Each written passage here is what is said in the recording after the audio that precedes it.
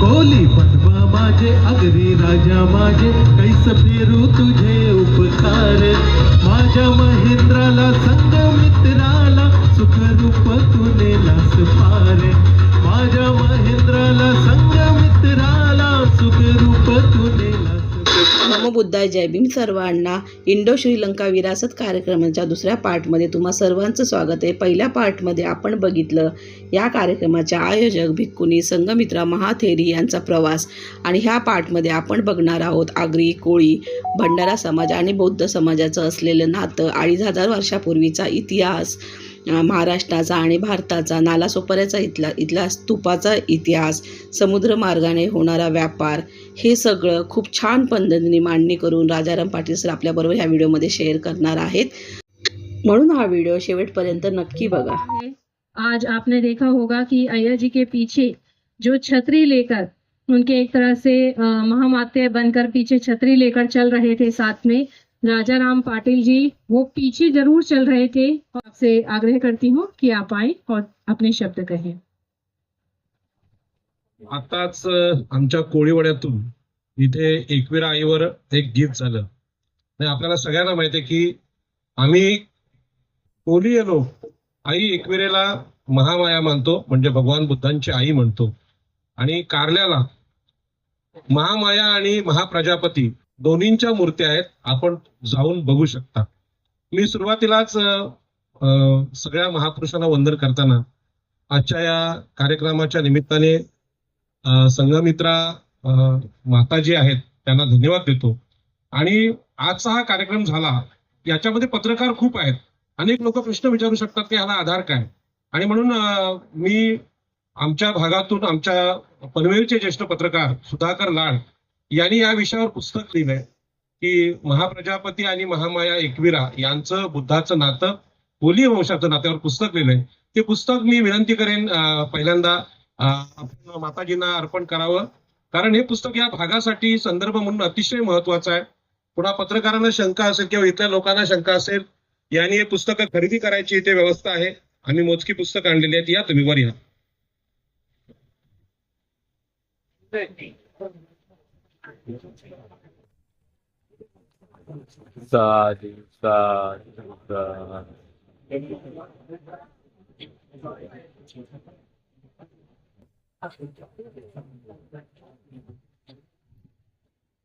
हे मुद्दामून पुस्तक इथे आपण ठेवलेलं आहे की लोकांच्या आता शंका येतील किंवा कोलीय लोकांचा आणि धम्माचा संबंध काय, त्याची उत्तरं त्याच्यामध्ये आहेत.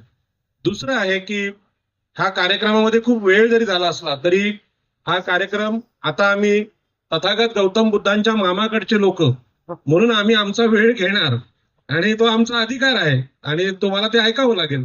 म्हणून आमचे एक गायक आहेत कबीर शाक्य, हे यांनी या नवी मुंबई परिसरात खूप मोठं काम केलेलं आहे.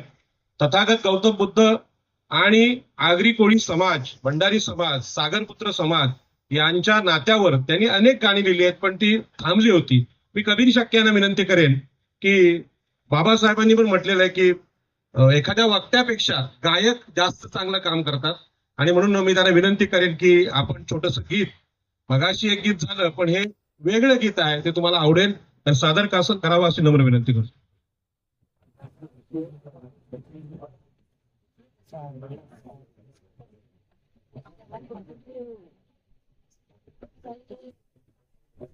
सर्वांना जय भीम, नमो बुद्धाय. आदरणीय भिक्खू संघ आणि सर्व उपासक उपासिका आणि पाटील सर आणि हजारे आणि भावा, सर्वांना माझा धन्यवाद की मला एक माझी कला सादर करण्याचा एक संधी इकडे देतोय. सरांनी म्हटल्याप्रमाणे काहीतरी नातं आहे जे उलगडलं पाहिजे, आणि का उलगडलं पाहिजे त्याच्या मागे खूप कारण आहेत. आज जेव्हा ती मगाशी आपला जो वॉक झाला सगळा किनाऱ्याने, मला सगळे आपले बांधव दिसले, पण अपेक्षा होती की 2500 वर्षापूर्वीचं चित्र आहे, मला हवं होतं की तुम्ही सगळे कोळी वेशात आले पाहिजे होते. बरोबर आहे ना? कारण या परिसरात किती लोक आहेत आपले, आमचे पूर्वज सांगलीवरून आले इकडे पोट भरायला. तुम्ही इतर प्रदेशातून इकडे आलेला आहात. इथले मूळ कोण आहेत यावर विचार झाला पाहिजे ना. मग हा जो नातं आहे ते नातं उलगडण्याच्या प्रयत्नातून आम्ही प्रयत्न सुरू केलेले होते आणि ते आता पुन्हा एकदा सर या स्टेजच्या माध्यमातून आपण सुरू करतोय. हे सांगून आज आपण जे काही केलं त्याच्या मागे कारण काय त्याचं एक छोटस उलगडा करणारे गाणं आम्ही कोळी गीत तयार केलंय. बुद्ध भीम कोळी गीते असा एक नवीन विषय आम्ही मांडतोय ज्याच्यातून या धरतीचा खरा इतिहास त्या समाजांपर्यंत जाईल ज्या समाजांना याचा विसर पडला. कारण मध्यंतरीच्या काळात 1000 वर्ष लोटलीत, एकही भिक्षू इकडे नव्हता, एकही बौद्ध इकडे नव्हता, पण ही प्रतीक इकडेच होती, हे स्तूप इकडेच आहे. पण नाला सोपारा म्हणजे याचं नावच बौद्ध इतिहासात आहे. नालागिरी हत्ती असलेले सुपारक बनते त्यांचा प्रदेश नाला सोपारा. बरोबर. महाराष्ट्रातला पहिला भिक्षू जो अरहंत झाला पुन्हा बनते ते सुद्धा या सोपाऱ्याचे. मग एवढा सगळा इतिहास असताना मला असं वाटतं की आपण एक गोष्ट उपासक म्हणून जे पाटील सरांनी आमच्यात नेहमी चर्चा होते की आपण ह्यांच्याकडे एक पुष्पगुच्छ किंवा एक फुल घेऊन पण जात नाही. आज आपली गरज होती इथल्या स्थानिक लोकांपर्यंत जाणं, त्यांना या इतिहासाबद्दल सांगून त्यांना इथे आणणं. आणि आज जमलं असतं तर तुम्ही सगळे कोळी वेशात आला असतात तर अजून त्याला रंगत आली असती. पण असो, हा सुरुवात आहे. माताजी आम्ही तुमच्या सोबत आहोत. पुढच्या वर्षी आपण आणखीन मोठ्या प्रमाणात हा कार्यक्रम करूयात. मी जास्त वेळ नाही घेणार कारण पाटील सरांना इकडे पुढे बोलायचं आहे. पण हे नातं उलगडणारी काही गाणी आहेत आम्ही तयार केली. त्यातलं एक या प्रसंगावरचं गाणं आवडेल ना ऐकायला.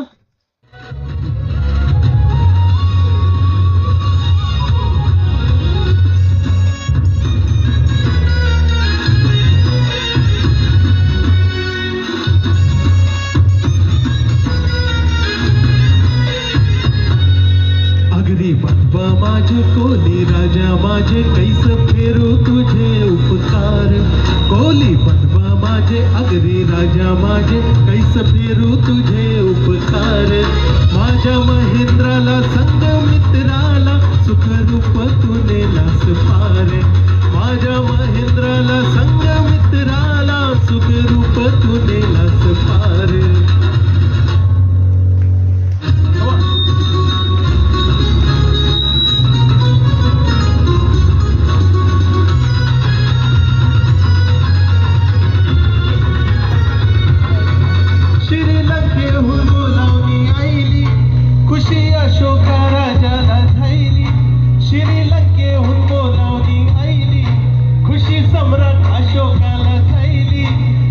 प्रचाराची मोठी मोहीम नाला सोपाऱ्याने रवाना केली.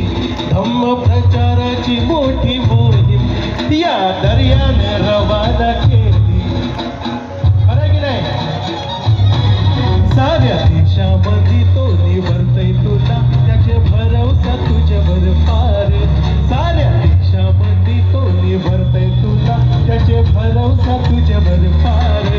माझ्या महेंद्राला मित्राला सुखरूप तुझे लास पार. माझ्या महेंद्राला मित्राला सुखरूप तुझे लास पार.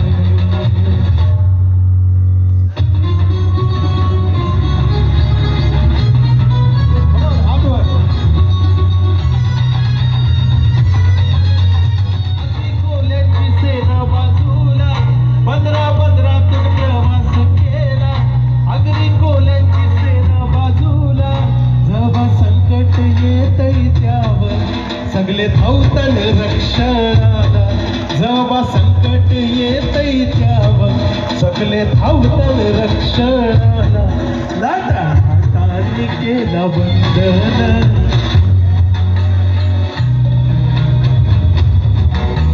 नीट आहे का. लाटा लाटांनी केलं वंदन झाला बुद्धाचा जय जयकार. माझ्या महेंद्राला सत्य मित्राला सुखरूप तुझे लास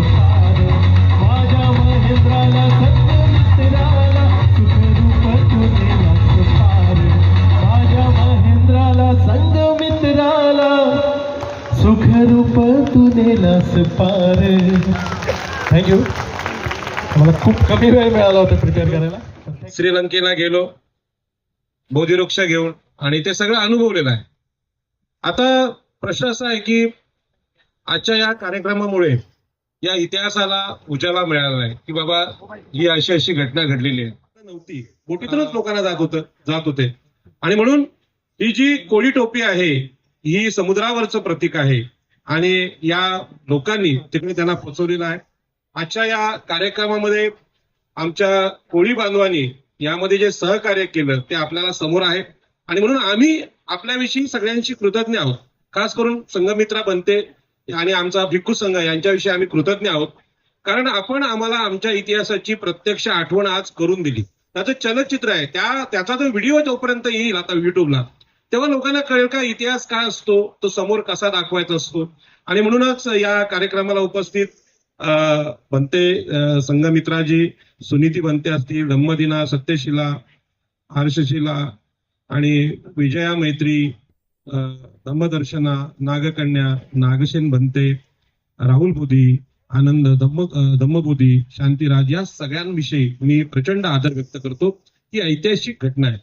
27 वर्षाची साधना आहे आमच्या संघमित्रा बनतेजींची आणि त्या साधनेतून हे चित्र पुन्हा साकार झालेलं आहे. कदाचित या ठाणे, रायगड, पालघर, मुंबई हा अप्रांत प्रदेश आहे आणि इथे अनेक लोक अनंत झालेले आहेत आणि भगवान बुद्धांनी केलेलं जे काम आहे त्या कामाला चालना आजच्या कार्यक्रमावरून मिळालेली आहे. त्याचा मी साक्षीदार आहे आणि म्हणून आपल्या सगळ्यांबद्दल आम्ही कृतज्ञता व्यक्त करतो.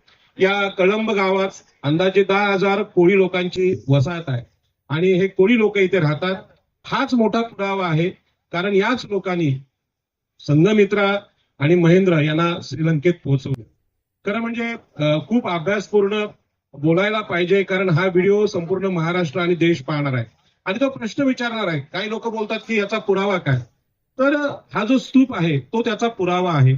आणि जर महेंद्र आणि संघमित्रा समुद्र मार्गे गेले तर ते बोटीतूनच गेले आणि बोटींवर आजही मालकी आमच्या लोकांचीच आहे. आणि म्हणून छत्रपती शिवाजी महाराज सुद्धा म्हणाले होते, ज्याचे आरमार त्याचा समुद्र. आजही समुद्रावर आमचंच आरमार आहे आणि म्हणून हा इतिहास तुम्ही कुठल्याही अर्थाने तपासून पाहिला तर तो सत्य इतिहास आहे.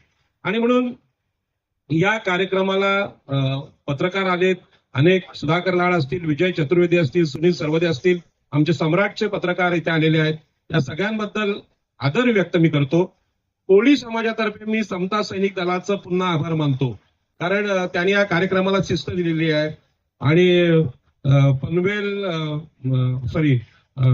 बौद्धाचार्य असतील, सगळे श्रामणेर भिक्खू, उपासक, उपासिका यांच्याविषयी सुद्धा मी आदर व्यक्त करू. आमचं एक काम आहे, कारण तुम्ही आमच्यावर आज उपकार केलेले आहेत की आमचा खरा इतिहास तुम्ही आम्हाला सांगितलेला आहे. श्रीलंका म्हणजे सगळ्यांना असं वाटतं की बाबा ती रावणाची लंका आहे, हनुमानाने जाळली, पण लंकेत गेल्यावर कळतं तिथे सगळ्या बौद्ध लेण्या आहेत आणि भगवान गौतम बुद्धांच्याच मूर्ती आहेत. पण हे सत्य स्वरूप तिथे गेल्याशिवाय कळणार नाही. आणि आज आम्ही प्रतिकात्मक गेलेलो आहे, बोटीने गेलेलो आहे. याच्यानंतर आम्ही निश्चित तिकडे भेट देऊ. आदरणीय भिक्खुनींना माझी विनंती असेल की एक तुम्ही अशी सहल आयोजित करा की त्यामध्ये आमचे कोळी बांधव तिकडे जातील आणि ही सत्य घटना आहे. आणि म्हणूनच मी जे इतिहासात वाचलेलं आहे त्यामध्ये असं सांगितलं की श्रीलंकेची जी सिंहली भाषा आहे त्या भाषेमध्ये आजही मोठा ळ नाही, म्हणजे कमळातला ळ जो बोलतात ब्राह्मण तो नाही, साधा ळ आहे. मोठा न नाही, बाणातला न नाही. ती जी भाषा आहे आणि कोळी भाषा आजची एकच आहे. आम्ही सुद्धा शाळा नाही बोलत, शाला बोलतो. पाणी नाही बोलत, पाणी बोलतो. आमचे वनमंत्री गणेशजी नाईक यांचं एक वाक्य प्रसिद्ध आहे, मी त्यांच्या शाळेत शिक्षक होतो. ते बोलायचे, सगळ्यांना केली मिळाली काय. तर ब्राह्मण महिला हसायच्या, असं का बोलतात. पण ही भाषा काय अशुद्ध भाषा नाही, या भाषेला इतिहास आहे. आणि सगळ्या भाषांची जननी पाली भाषा आपल्याला माहिती आहे. मुद्दाम सांगितलं कारण तुमचा गैरसमज नको, कोळी लोकांची, आगरी लोकांची भाषा कुठली. इथे आमचे ईस्ट इंडियन बांधव सुद्धा आज आले होते, उपमहापौर इथे आले होते. तर ही आठवण मी आपल्याला करून देतो. आणि हा संध्याकाळचा कार्यक्रम, तरी हा कार्यक्रम आंतरराष्ट्रीय दर्जाचा कार्यक्रम आहे. आणि म्हणून इथे लिहिलंय की बाबा इंडो आणि श्रीलंका याला जोडणारा हा आंतरराष्ट्रीय कार्यक्रम आहे. आणि मला ते सांगणं गरजेचं आहे, कारण याची चर्चा आंतरराष्ट्रीय स्तरावर होणार, ह्याची नोंद घेणार, आंतरराष्ट्रीय मीडिया याची नोंद घेणार. आणि म्हणूनच आता आम्ही बनतेकींना वंदन केलं, भिक्खू संघाला वंदन केलं. भारतामध्ये असं वाटतं की हे साधू लोक वगैरे आता काय राहिलंय, आता तर विज्ञान युग आहे, आता यांची काय गरज आहे, अशा प्रकारचा गैरसमज संपूर्ण महाराष्ट्र आणि देशाला आहे. आणि म्हणून मला सांगावंसं वाटतं की कोलीय समाजाचा एक छोटासा कार्यकर्ता म्हणून मी जगाला सांगतोय, तुम्हाला कदाचित माहित असेल पण जगाला सांगतो की तथागत गौतम बुद्धांचा जो धम्म आहे तो धम्म साधा सुद्धा धम्म नाही. या धम्माबद्दल जगातल्या अनेक विचारवंतांनी गौरवोद्गार काढलेले आहेत. त्यामध्ये आहेत sir Edwin Arnold, Albert Einstein, जे प्रख्यात शास्त्रज्ञ आहेत. त्यांनी सांगितलेले भगवान बुद्धांचा धम्म हा सर्वश्रेष्ठ धम्म आहे. आणि आर्थर शोपेनहावर, फ्रेडरिक निश्चे तत्वज्ञानी आहेत, बर्ट्रांड रसेल धम्माबद्दल अतिशय चांगले उद्गार काढलेले आहेत. आणि म्हणून धम्म म्हणजे काय हा आपण समजून घ्यावा, त्यासाठी आपलं साहित्य आणि भिक्खुनी संघ इथे उपस्थित आहे. आता खास करून मला ज्याबद्दल अत्यंत आदर आहे आणि मी आतापर्यंत जसं भिक्खुनींनी 27 वर्ष जो संघर्ष केलाय तसं मला 2005 ला शिक्षक असताना अनेक बौद्ध बांधवांनी मला सांगितलं की बाबा तुम्ही या वाटेने चला, म्हणजे तुमचा इतिहास आहे त्या वाटेने चला, बाबासाहेबांच्या भगवान बुद्धांच्या वाटेने चला. तेव्हा माझ्या लक्षात आलं की आमचा जो समाज आहे, कोळी, आगरी, भंडारी, सागरपुत्र समाज, हा जर या समुद्र किनाऱ्यावर आहे तर त्याचे काही पुरावे असतील. आणि म्हणून आम्ही ते पुस्तक प्रसिद्ध केलं. त्या पुस्तकाला आधार आहे रायगडच्या ठाण्याच्या गॅजेटचा. ते गॅजेट सांगतं की इथल्या ज्या खाड्या आहेत त्या खाड्यावर आंतरराष्ट्रीय बंदरं होती, जागतिक व्यापार इथे चालायचा आणि आम्ही सुद्धा जागतिक व्यापारी होतो. आता श्रीलंकेला जाण्याचा पुरावा आज तुम्ही प्रत्यक्ष पाहिलात. तसंच आम्ही इजिप्त बरोबर व्यापार करायचो, श्रीलंकेबरोबर करायचो. आणि त्यावेळी जगातले लोक सांगायचे की तुम्ही जे व्यापारासाठी इकडून सामान घेऊन त्याबद्दल तुम्हाला काय पाहिजे. आम्ही सांगायचो आम्हाला फक्त सोनं पाहिजे, कारण सोनं हे जे चलन आहे ते अद्वितीय आहे. आपल्याला माहित आहे की सोन्याला काही पर्याय नाही. म्हणून इथल्या कोळी लोकांच्या अंगावर मोठ्या प्रमाणात तुम्ही सोनं पाहता. आमच्या मुली आता नाचल्या, मुली छोट्या होत्या पण त्यांच्या अंगावर सोनं तुम्ही पाहिलं असेल. हे सोनं असंच आलेलं नाही, जागतिक व्यापाराचा वारसा आहे. आणि म्हणून मी भिक्खुनी संघाबद्दल थोडंसं आपल्याला सांगेन, कारण भिक्खुनी संघाचा जो इतिहास आहे आणि इथल्या कोळी, आगरी, भंडारी, इथल्या सागरपुत्रांचा इतिहास अतिशय जुळणार आहे. आणि म्हणून आम्ही जेव्हा याचा शोध घेतला, गॅजेटमध्ये पुरावे मला भेटले, तेव्हा मी माझ्या गावांमध्ये फिरायला सुरुवात केली. तेव्हा मला जे सापडलं ते आपल्याला सांगतो की आमच्या कोळी गावांमध्ये, आगरी गावांमध्ये पहिलं मंदिर हे स्त्रीचं आहे, म्हणजे मातृदेवतेचं आहे, कुठल्याही पुरुष देवतांचं नाही. भिक्खुनी संघाने याचा रिसर्च करावा. म्हणजे जीवदानी माता असेल, चितळा माता असेल, एकविरा असेल, या सगळ्या बुद्ध माता आहेत किंवा भिक्खुनी आहेत आणि त्यांची मंदिरं आहेत. लोक एखादी घटना घडली गावामध्ये, भांडण झालं किंवा चोरी झाली तर शपथ आईचीच घ्यायला सांगतात, वडिलांची नाही. कोणाला सांगतात? आईची. आणि माय मरो आणि मावशी जगो ही जी म्हण आली ती महाप्रजापतीमुळे आले की महामाया जेव्हा गेल्यानंतर तिचा सांभाळ महाप्रजापतीने केला, मावशीने केला. आणि म्हणून मावशीबद्दल प्रचंड आदर इथल्या भूमीमध्ये सुद्धा आहे. एकूणच इथल्या लोकांमध्ये, महिलांमध्ये प्रचंड आदर आहे. याचं एक तुम्हाला आणखी एक पुरावा सांगतो की आपल्याकडे लग्न लावणं हा जो विधी आहे, जनरली भटजे हे पुरुष असतात. म्हणजे सगळ्या धर्मांमध्ये पुरुषांना मान आहे. बाबासाहेबांनी पण सांगितलेलं आहे की पती परमेश्वर ही कल्पना त्यांना मान्य नाही. पती परमेश्वर का आणि स्त्री कोण आहे, पत्नी कोण आहे, दोघेही समान आहेत, अशा प्रकारचा संस्कार बाबासाहेबांनी पण दिला. पण याचा संस्कार हजारो वर्षापूर्वी आम्हाला महाप्रजापतीने दिला आणि सांगितलं, तथागत गौतम बुद्धांना त्यावेळी सांगितलं की तुम्हाला जर अनंत होण्याचा पुरुषांना मान आहे, मग स्त्रियांना का नाही. आणि त्यातून भिक्खुनी संघ स्थापन झाला. काय भिक्खुनी संघ स्थापन झाला. भिक्खुनी संघाबद्दल तुम्हाला सगळ्यांना माहित आहे, परंतु कोळीवाड्यामध्ये आजही लग्न लावण्याचं काम विधवा महिला करते. आता आपल्याला माहित आहे की एकतर महिलांना मंदिराच्या जवळ कोणी फिरू देत नाही, विचारमंचावर पण कोणी घेत नाही. आज लोकशाहीमध्ये राष्ट्रपती जरी महिला असली तरी पवित्र ठिकाणी तिला आजही प्रवेश नाही. एवढी मोठी मनुस्मृती आपल्या देशामध्ये आहे. आणि अशा देशामध्ये महिलांना आदर देण्याचं काम इथल्या कोळी समाजात आहे. कोळी समाजात लग्न लावण्याचं काम हे विधवा महिलांना आहे. तुम्हाला जर ऐकायचं असेल तुम्ही युट्यूबवर सर्च करा. ही पोळी साजूक तुपातली हे जे गाणं आहे त्या गाण्याची सुरुवात एक धवलारीन करते, म्हणजे स्त्री गायिका करते. धवलारीन म्हणजे स्त्री पुरोहित. मला आठवतं की लोकसत्तेत एक बातमी आली होती. काही ब्राह्मण महिलांनी लग्न लावली आणि बातमी छापली की आमच्या महिला लग्न लावतात. अरे तुमच्या अगोदर 2-2.5 हजार वर्ष आम्ही आमच्या कोळीवाड्यामध्ये आमच्या महिला लावतात आणि आज बौद्धाचार्य महिला सुद्धा लग्न लावतात. म्हणजे ही देशाची परंपरा महिला पुरोहित असणं ही याच्या मातीत आहे. जसा बौद्ध स्तूप या कळंब गावात किंवा नालासोपाऱ्यामध्ये आहे, तसं घराघरामध्ये ही मातृसत्ताक संस्कृती आहे. आणखी तुम्हाला सांगतो की इथली समुद्रावर 15-15 दिवस मासे मारायचे, आणून आमच्या महिलांकडे द्यायचे, त्यांनी ते विकायचे, सगळे पैसे महिलांकडे असतात. ही कोळीय संस्कृती आहे, कोळ्यांची संस्कृती आहे. आता तुम्हाला माहित आहे की देश किती सुधारला, महिला डॉक्टर झाल्या, प्राध्यापक झाल्या, तरी पगार घ्यायला सासरा जातो, नवरा जातो. महिलांच्या हातात नाही. आमच्या कोळीवाड्यात जाऊन बघा, सगळा पैसा महिलांकडे आहे. ही इकॉनॉमी मुंबईच्या बाजारात आहे, मुंबईच्या मार्केटमध्ये आहे, ठाण्यामध्ये आहे, रायगडमध्ये आहे. याच्या पुढची गोष्ट सांगतो की दिल्लीमध्ये चालत्या बसमध्ये एका महिलेवर बलात्कार झाला आणि आंदोलन पेटलं, आपल्याला सगळ्यांना माहिती आहे. परंतु कोळीवाड्यामध्ये महिला सगळ्यात जास्त सुरक्षित आहे. आणि म्हणून बनतेजी, मी संघमित्रा बनतेने आपलं मनोगत व्यक्त केलं. तुम्हाला कल्पना असेल की इथे प्रचंड आदर, छोटा मोठा त्रास होत असेल, म्हणजे साप विंचू यात होत, माणसं त्रास देणार नाही. इथले महिलांना प्रचंड मोठे अधिकार आहेत. आपल्याला कल्पना आहे, मासळी मार्केट मध्ये कुठल्या महिलेचा, कोळी महिलेचा विनयभंग झाल्याची तक्रार पोलीस स्टेशनला नाही. का? कारण त्या आमच्या महिलेच्या हातातच शस्त्र आहे, काती आहे. तिची कोणी मस्करी केली तरी सांगेल, उभा चिरेन तुला, मी 40 किलो मासा चिरू शकते, तर तू 40 किलोचा पुरुष काय मग? आणि म्हणून जगातले पुरुष सुद्धा या मुंबई, ठाणे, रायगडमध्ये हे धाडस करत नाहीत. आणि आणखी एक सांगतो की स्त्री पुरुष समानतेचे जे मूल्य आहे, महाप्रजापतींनी दिलं, भगवान बुद्धांनी दिलं. या नालासोपारामध्ये हा जो विचार आहे तो अजूनही रुजलेला आहे. स्त्री पुरुष समानतेच्या मूल्यानुसार आमच्याकडे मुलगा आणि मुलगी असं वेगळेपण नाही. मुलगी असेल तर तिला आई आणि बहीण म्हणून देवापेक्षा मोठा मान दिला जातो. आमच्या मुली नाचल्या, इथे मुलं नाचली का? मुली नाचल्या. आणि मुलींनी नाचणं हे आज अवघड झालेलं आहे. दिल्लीमध्ये जो बलात्कार झाला तसा बलात्कार मुंबईमध्ये होऊ शकत नाही, कोळीवाड्यामध्ये होऊ शकत नाही. एवढी ताकद या महिलांमध्ये आहे.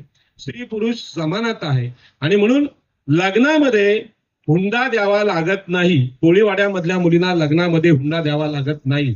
आणि हुंडा नाही. आणि ह्या विषमतेमध्ये आपल्याला सगळ्यात मोठं काम कोणाला करायचं असेल तर भिक्खुनी संघाला. आणि म्हणून आमचं जे कोकण आहे, त्या कोकणाबद्दल आता सांगितलं, ठाणे, रायगड, पालघर इथं अप्रांत भूमी आहे, बुद्धाची थेट भूमी आहे. पण रत्नागिरी, सिंधुदुर्ग तुम्ही आतमध्ये खाली गेलात तरी तिथे सुद्धा जास्त स्त्रियांना मुक्त करण्याची गरज आहे, विचारांची गरज आहे. आणि म्हणून जे कोणी बाबासाहेब आंबेडकरांबद्दल, आपल्याला माहित आहे की बाबासाहेब आंबेडकरांनी तथागत गौतम बुद्धांच्या या अप्रांत प्रदेशातच सगळ्यात जास्त आंदोलन केली. बाबासाहेबांच्या बरोबर माझ्या समाजाचे नेते नारायण नागू पाटील यांनी कुळ कायद्याचं आंदोलन केलं. आणि जमीनदार खोताना सांगितलं की हे जमिनी कसतात, त्यांच्या या जमिनी आहेत, मालकी त्यांची असायला पाहिजे. आणि बाबासाहेबांच्या आंदोलनाला सोबत आमच्या लोकांनी चौदार तळे असेल, चिरलेर जंगल सत्याग्रहाचे केसेस बाबासाहेब लढलेत. आणि बाबासाहेबांची आंदोलनं रायगडाच्या जवळ यशस्वी झालेली आपल्याला पाहायला मिळतात, कारण ही बुद्धाची भूमी आहे. आणि म्हणूनच आजच्या काळात आपल्याला मी हे सांगू इच्छितो की बाबासाहेब आंबेडकर गेल्यानंतर 1956ला आपल्याला धम्मदीक्षा दिली गेली आणि सांगितलं की या समाजाला तुम्ही पर्याय द्या. मी रोज शेतकऱ्यांसाठी आंदोलन लढतो. आमच्या जिल्ह्यामध्ये लोकनेते दिबा पाटील हे सिडको विरुद्ध आंदोलन लढले, दत्ता पाटील हे सेज विरुद्ध लढले आणि जमिनींचा अधिकार आला. आणि या जमिनींच्या अधिकाराने प्रचंड पैसा आणि प्रचंड वैभव पनवेल उरण तालुक्याला, लोकांच्या गळ्यामध्ये मोठमोठे, महिलांनी पाहिलं असेल, 40-40 तोळ्याची गंथनं, दागिने आले, प्रचंड वैभव आले. याचं कारण बाबासाहेबांचं आंदोलन. पण त्याच्यापूर्वी सुद्धा आमच्याकडे मोठे दागिने होते आणि त्याला कारण होतं सम्राट अशोकाचा हा जागतिक व्यापाराचा आरमाराचा इतिहास. आणि तो गॅजेटमध्ये आहे. मी काय स्वतंत्र बोलत नाही किंवा मी काय PhD केलेला डॉक्टर नाही. जे गॅजेटमध्ये सांगितलं ते सांगतो. जागतिक व्यापार या भूमीतूनच होत होता. आणि म्हणून ही जी समृद्धी आहे ती समृद्धी बाबासाहेबांच्या मुळे पुन्हा एकदा आली. आणि बाबासाहेब गेल्यानंतर मात्र कोकणात मी पुन्हा एकदा संघमित्रा बनतेंना विनंती करेन. त्यांनी सांगितलं की मी आता काय करू, तुम्हाला कोकणाला मुक्त करायचं आहे. कारण कोकणात त्यानंतर बुवा बाबूंचं पेव फुटलं. जे बुवा बाबू झाले ते कोण होते? पूर्वीचे खोत जमीनदार होते आणि त्यांनी लोकांना या अध्यात्मामध्ये गुंतवलं. आणि सगळ्यात मोठं गुंतवलंय ते महिलांना. आणि स्त्री जर गुलाम असेल तर तिचा मुलगा गुलाम होतो. स्त्री जर जिजाऊ असेल तर तिचा मुलगा शिवाजी महाराज होतो. आपल्याला सगळ्यांना माहिती आहे. म्हणून स्त्रिया आज गुलाम झालेल्या आहेत वेगवेगळ्या संप्रदायांच्या नावाने. त्यांना स्त्री पुरुष समानता समजत नाही, त्यांना संविधान समजत नाही. साध्या भाषेत सांगतो की वडिलांच्या सातबाऱ्यावर मुला इतकाच मुलीचा अधिकार आहे. आज या जमिनीला हजार कोटींचे भाव आलेत. म्हणजे एका ह्याच्यामध्ये प्रकल्पामध्ये पुनर्वसन 100 कोटीचं 1000 कोटी मिळायला लागले. पण भाऊ सांगतात की बहिणीला अधिकार नाही, तिचं हक्क सोडपत्र घेतात किंवा त्याचा मृत्यू दाखला देतात की तुला काय अधिकार नाही. म्हणजे मनुस्मृती आज आमच्याकडे आहे. अशा परिस्थितीमध्ये भिक्खुनी संघासमोर, आदरणीय भिक्खुनी संघासमोर फार मोठं आव्हान आहे की बाबासाहेबांचं संविधान, स्त्री पुरुष समानता, महाप्रजापतीचा धम्म, महामायेचा धम्म आपल्याला घराघरात न्यायचा आहे. सुप्त रूपाने कोळीवाड्यात तो आजही आहे. कोळीवाड्यामध्ये मुलगा मुलगी हा फरक केला जात नाही. पण आता फार मोठी जबाबदारी आपल्यावर आहे. आपल्याला याविषयी बोलावं लागेल. आणि म्हणून आजचा जो कार्यक्रम आहे, या कार्यक्रमाला जागतिक स्तरावर सुद्धा महत्व आहे. आजची तारीख 24 आहे. आज 24 ही तारीख साधी तारीख नाही, तर आज जागतिक महिला दिन आहे. आणि कुठल्या अर्थाने आहे तो? जगातल्या सगळ्या महिला एकत्र आल्या आणि त्यांनी सांगितलं की आम्हाला युद्ध नको. कारण युद्धामध्ये सगळ्यात जास्त अत्याचार महिलांवर होतात. म्हणून आजच्या दिवशी महिलांनी, जगातल्या महिलांनी मागणी केली की याच्यापुढे युद्ध नको.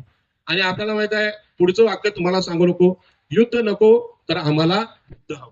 आणि हे कोण सांगू शकते? एखादी महिला सांगू शकते.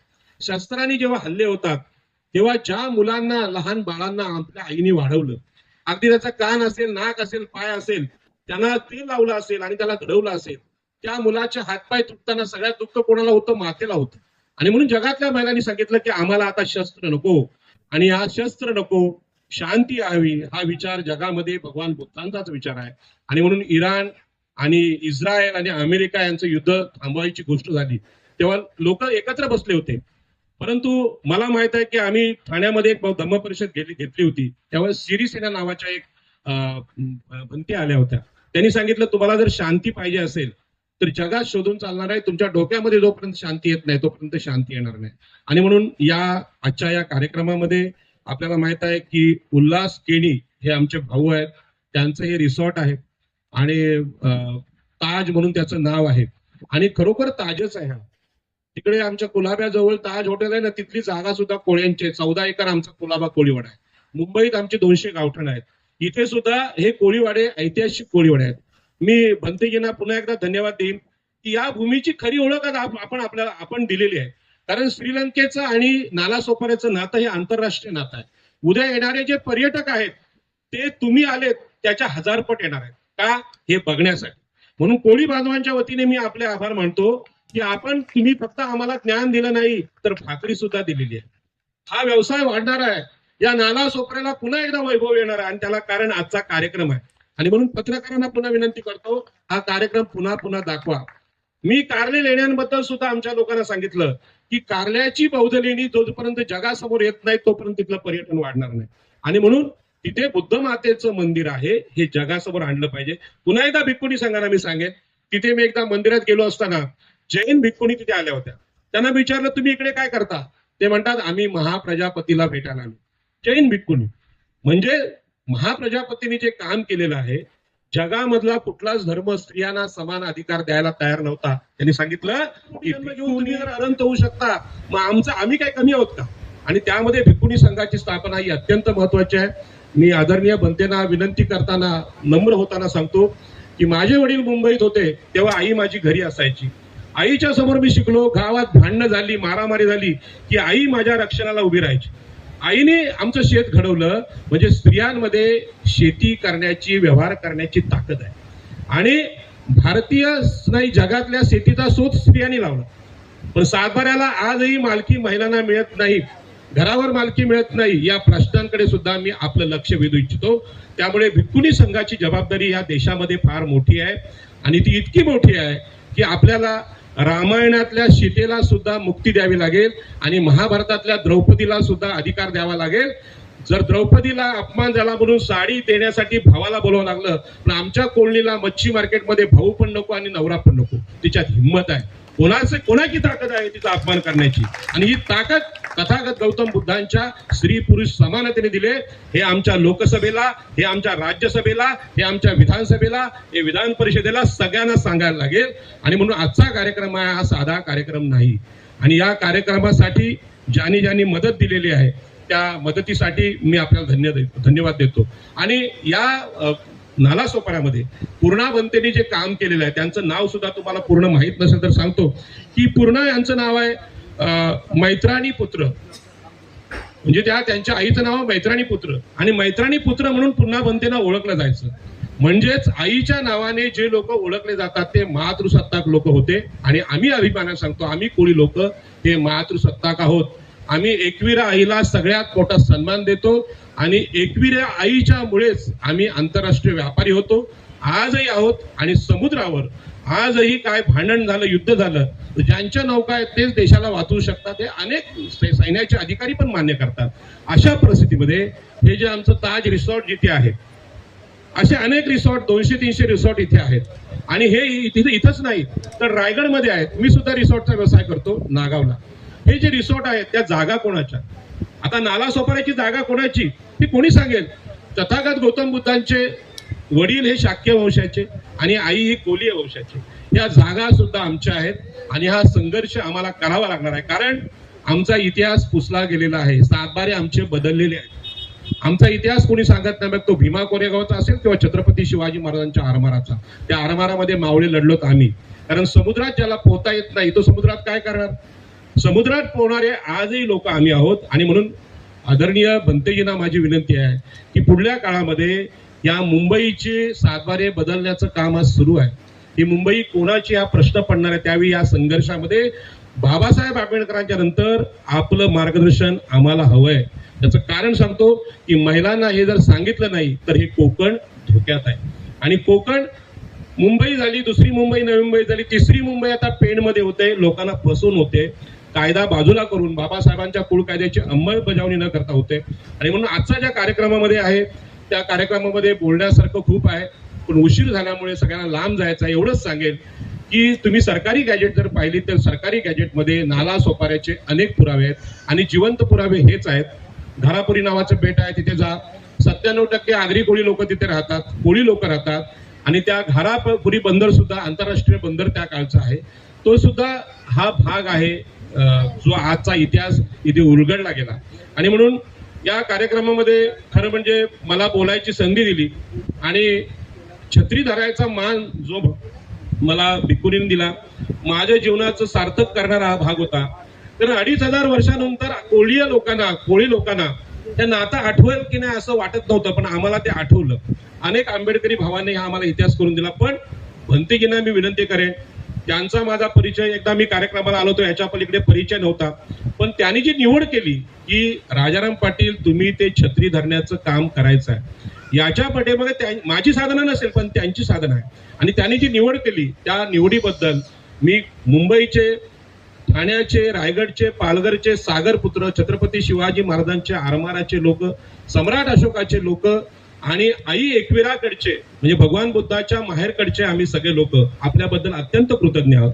आणि आपले मानावं तेवढे उपकार कमी आहेत, कारण आमचा इतिहास पुन्हा ह्या पद्धतीने दृश्य स्वरूपात कोणी सांगेल असं आम्हाला कधीच वाटलं नव्हतं. आणि म्हणून छत्रपती शिवाजी महाराजांच्या 400 वर्षांच्या इतिहासानंतर डायरेक्ट आम्ही आता 2500 वर्षाच्या इतिहासात गेलोय.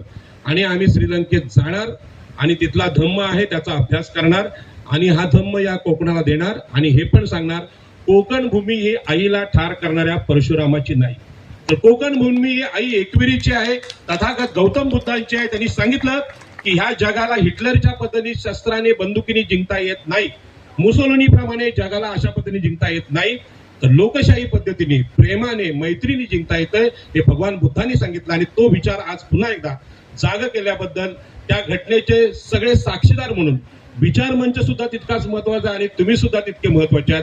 तुम्ही नसतात तर हे भाषण मला करता आलं नसतं. पुन्हा एकदा सगळ्यांशी आभार व्यक्त करतो. आणि हा कार्यक्रम पुढल्या वर्षी ज्यावेळी होईल त्यावेळी पूर्ण कोकण, पूर्ण इथला सागरपुत्र समाज इथे हजर असेल. आमच्या आता 3च बहिणी होत्या, 3 बहिणी नसल्या, पण याच्या पुढे कोळी गीतांनी हा रंगमंच आणखी मजबूत बनवून घेऊ. आम्ही तो वाज हल्ला नाही पाहिजे अशा प्रकारचा मजबूत बनवून घेऊ. आणि मी माझ्या इथल्या सगळ्या कोळी भावांना विनंती करतो की आपण भिक्खुनींच्या पाठीमागं उभं राहिलं पाहिजे. कारण संघमित्रा भिक्खुनी असतील आणि महाप्रजापती असतील, आई एकविरा असेल, त्या मातांमुळेच कोकण हे वैभवशाली आहे. आणि जगाने मान्य केलं, स्त्री आणि पुरुष समानतेने जोपर्यंत काम करत नाही तोपर्यंत देशाची, जगाची प्रगती होऊ शकत नाही. आणि महागुरु व्हायचा असेल तर आई हीच आद्य गुरु आहे, आई हीच आद्य गुरु आहे. आणि म्हणून आईला, बहिणीला, मावशीला घेऊन आपण जाऊया देशातली गुलामगिरी संपवूया. पुन्हा पुन्हा मी अत्यंत आपल्या प्रेमात आहे. तुमचं प्रेम कसं व्यक्त करावं हे मला सांगता येत नाही, पण आज मी सगळ्यांना समता सैनिक दलाच्या आमच्या सगळ्या महिला भगिनी आहेत त्यांना धन्यवाद देतो. या कार्यक्रमामध्ये कुठलंही गाळबोट न लागता हा कार्यक्रम यशस्वी झाला. ही फार मोठी घटना आहे आणि पुन्हा एकदा मनापासून धन्यवाद. आणि मी माझ्या कोळी भावांना 10,000 भावांना सांगतो की ह्या भूमीतून तुम्ही कधी हटवले जाणार नाही. चंद्र सूर्य असेपर्यंत 2,500 वर्ष नाला सोपाऱ्याचा स्तूप आहे, तर कोळी बांधव पण राहणार. आणि तुम्हाला जर हात लावायला कोण आलं तर आम्ही आहोत, आम्ही लढायला इथे आहोत. मग त्या भिक्खुनी संघ असेल किंवा आमचा कोळी बांधव असेल.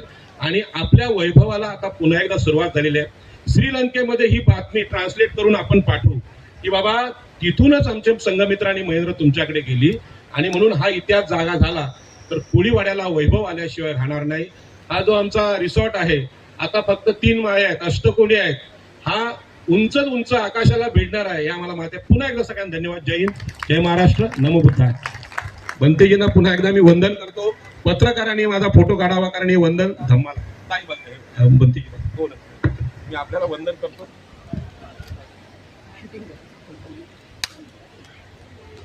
एवढ्या मोठ्या प्रमाणावर भिक्खुनी संघ बघून खरंच खूप छान वाटतंय.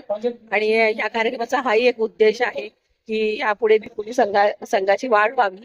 आणि त्याचबरोबर राजाराम पाटील सुद्धा इथे उपस्थित आहेत आणि त्यांचा सुद्धा हा प्रयत्न आहे कोळी समाजाला हे बुद्ध धम्माशी असलेलं त्यांचं जे नातं आहे ते समजावं. तर मला खूप छान वाटलं हे सगळं बघून. आणि कार्यक्रम आता संपत आलेला आहे तसा. आणि जे रॅली जी होती आणि जो रिक्रिएट मुवमेंट होता, महेंद्र आणि जे सम्राट अशोकाचे जे मुलं होते महेंद्र आणि संघमित्रा, जे इथून श्रीलंकेला गेले धम्मप्रसारासाठी आणि तिकडे धम्माचा प्रसार केला, तो म्हणजे ते जाताना बोटीतनं गेले, तो मुवमेंट जो रिक्रिएट केला गेला आज, तर तो आम्ही मिस केला. ट्रॅफिकमुळे आम्हाला खूपच लेट झालं. म्हणजे या बीचला पोहोचण्यासाठी बीचवर येण्याच्या रस्त्यामध्ये खूप जास्त ट्रॅफिक होती, तर तो आम्ही मिस केला. तर मी प्रयत्न करतेय की कोणी बऱ्याच जणांनी शूट तर केलं असेल, तर कोणाकडनं मला त्याच्या क्लिप उपलब्ध झाल्या काही शूटच्या, की तो मुवमेंट कसा रिक्रिएट केला गेला आणि ती मिरवणूक वगैरे कशी होती आणि सगळ्यांनी कसं सिओफ केलं त्यांना. आणि त्याचबरोबर इथे श्रीलंकन एक नृत्य पण वेलकम सादर झालं मला वाटतं. काही मुलींशी बोलले तेव्हा मला समजलं. तर त्या क्लिप जर भेटल्या ना तर त्या मी व्हिडिओमध्ये नक्की तुमच्याबरोबर शेअर करेन. तर इथे येऊन खरंच खूप छान वाटतंय आणि हे सगळं खरंच खूप उत्सुक आहे. आणि म्हणजे हा जो नाला सोपाऱ्याचा प्लॅन होता ना, म्हणजे आमच्या वर्षावर सिरीज मध्ये हा नाला सोपाऱ्याचा हा जो कार्यक्रम आहे, हा जो नाला सोपाऱ्याला होणारा जो कार्यक्रम होता इंडो श्रीलंका विरासत कार्यक्रम, तर आमच्या वर्षावर सिरीजचा का हा हिस्सा नव्हता कारण आम्हाला ह्याच्याबद्दल आयडिया नव्हती. पण जेव्हा समजलं त्यानंतर आम्ही विचार केला की त्याला वर्षावर सिरीजमध्ये ॲड करूया कारण इथे भिक्खुनी संघ असणार आहे, तर वर्षावर सिरीजचा हिस्सा बनवूया ह्याला. आणि आमचा प्लॅन कॅन्सल होता म्हणजे आम्ही आलो इथे, आम्हाला वाटलं नव्हतं की येऊ शकू, पण आलो. थोडंसं लेट झालं आम्हाला, पण आम्हाला कार्यक्रम अटेंड करायला भेटला आणि बऱ्याच काही गोष्टी कळल्या नव्याने. आणि इथे जो कोळी समाजाचा जो अप्रोच आहे बुद्धिझमविषयी, समानतेविषयी, स्त्री पुरुष समानतेविषयी, तो ऐकून खूप छान वाटलं.